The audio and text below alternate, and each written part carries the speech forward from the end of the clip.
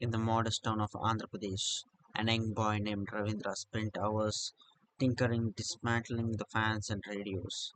His hands were always full of grease and oil, and his mother always wondered, "Why do you always dismantle these better goods?" And he always says with a smile, "To know how they work." And his father was a school teacher. He always sat beside his father and always thought of spacecrafts and this technology. And miles away from him, there was another boy called Satyanarayana. He always he always thought of only one thing: how to reach humans to the heaven.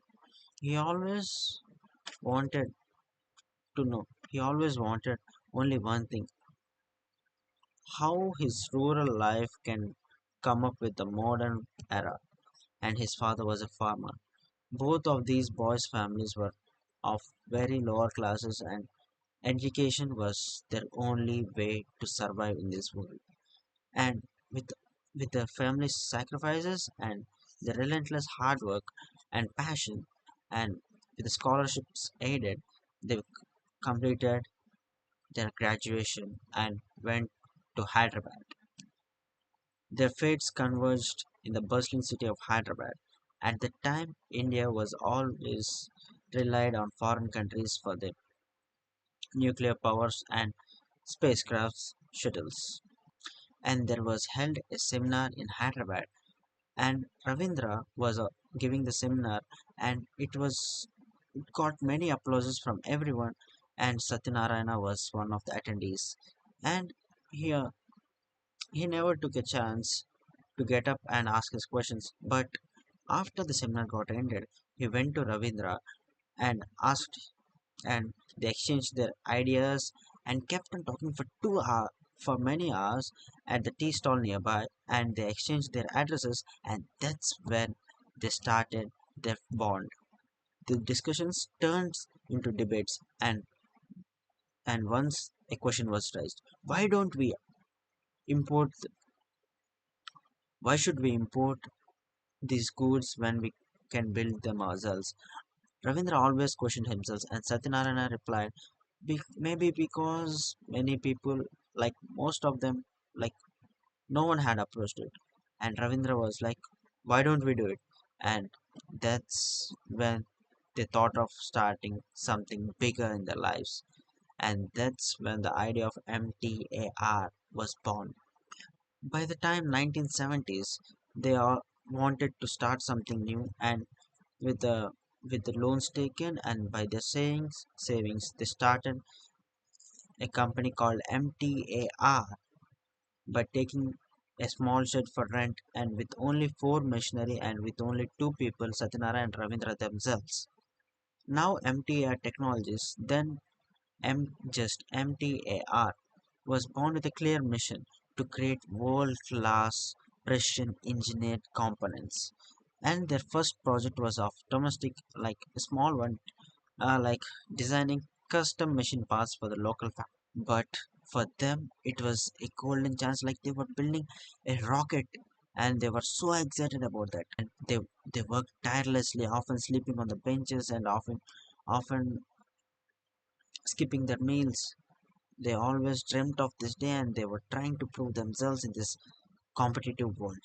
They started to invest every single penny they got into the business, and whenever they get profits, they always put more 100% of the profits into the business as an investment. And since most of the time they would run out of money and run out of sponsors, run out of funders, and etc., so they used most of the money as an investment rather than using for their own deeds.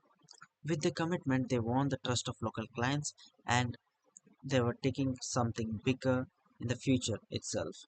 And the bigger was none other than by ISRO. Turning point came when India's nuclear program required coolant channel assemblies. There was complex components that only few people were dared to dreamt of. Just to dreamt of, they needed so much dare, but these two duo wanted to make them domestically. For months they worked tirelessly in isolation, and always testing the new designs, and all most of the times they got failure, and it wasn't an option. When and they always thought of only one thing: we are going to success, we are going to success, we are going to make it, we are going to make it. And they never thought of failure, and they worked tirelessly, and the final product came with rigorous testing by the government itself, and then they got succeeded, and they celebrated it with huge teacups.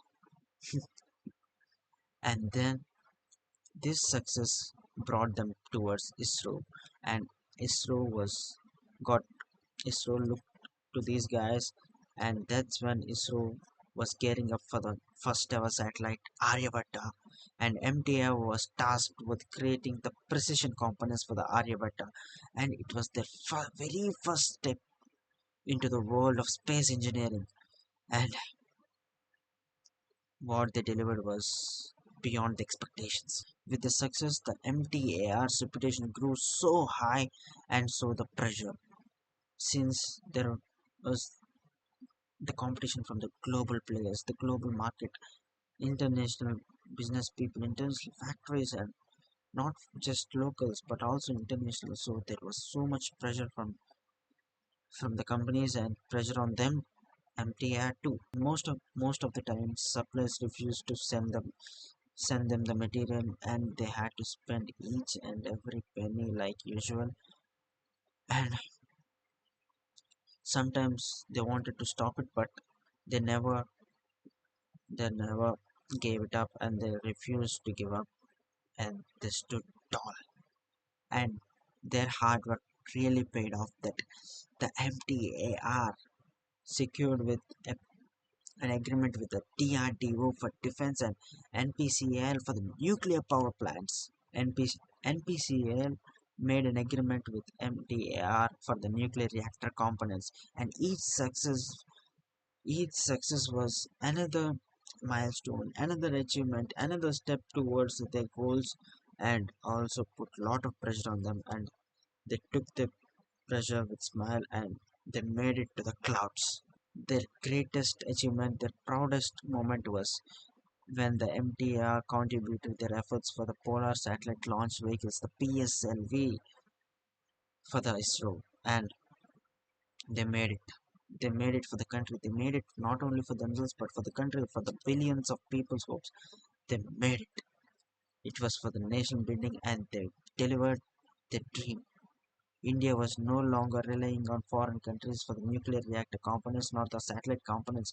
India was able to do it by itself domestically due to MTAR. MTR was the first domestic company to reach that high, and MTR really did great. And MTAR also joined with ISRO for the greatest ever Vikas engine. The Vikas engine is an engine with, like, without Vikas engine, ISRO won't do any kind of satellite launches till now, and it's one of the greatest achievements. And the MTAR has has worked on Vikas engine too. And by the late 1990s, MTR was no longer a small workshop. It was no longer a small workshop. It was a national-wide, actually international-wide manufacturer. It was the proudest moment. And Satyanarayana sir always says, it's not just about us, it's about every person who made it success. They were all team people, they were all believed in the team, not only taking credit by their own. We started it, we are the founders, and like we we struggled so hard. It's not about a, but but they were like, it's all about the team. Without our team, we couldn't be able to do it. It's because of the team, and we are proud of our team, they always say. And they prepared to hand the MTR technologies to the next generations. And Ravindra sir and Satyanarayana sir reflected on the journey like MTR wasn't just a company. It was like a testament for the determination and innovation. And the story became an inspiration for many young people. Many young people. and even me too. They became my inspiration. And on 2016, after many years of retirement, Ravindra sir passed away. And Satyanarayana sir, still now, he's he's living his retirement life, far from anyone's attraction. Whatever they are doing now, whatever wherever they are, the legacy still continues, and MTAR still stands as one of the greatest producers for the nuclear reactor components and etc. We are we Indians are really thankful for the tour, for making us proud and taking us so far. Ravindra sir, wherever you are, and Satyanarayan sir, wherever you're living, thank you sir, and you're really inspiring. You inspire me too in this small research. While researching about you sir, I am really inspired by your bond and your commitment. Thank you guys. As it of for now, this is about MTI Technologies, and I am Sanjay Rahul from third year CSC VVIT. Bye.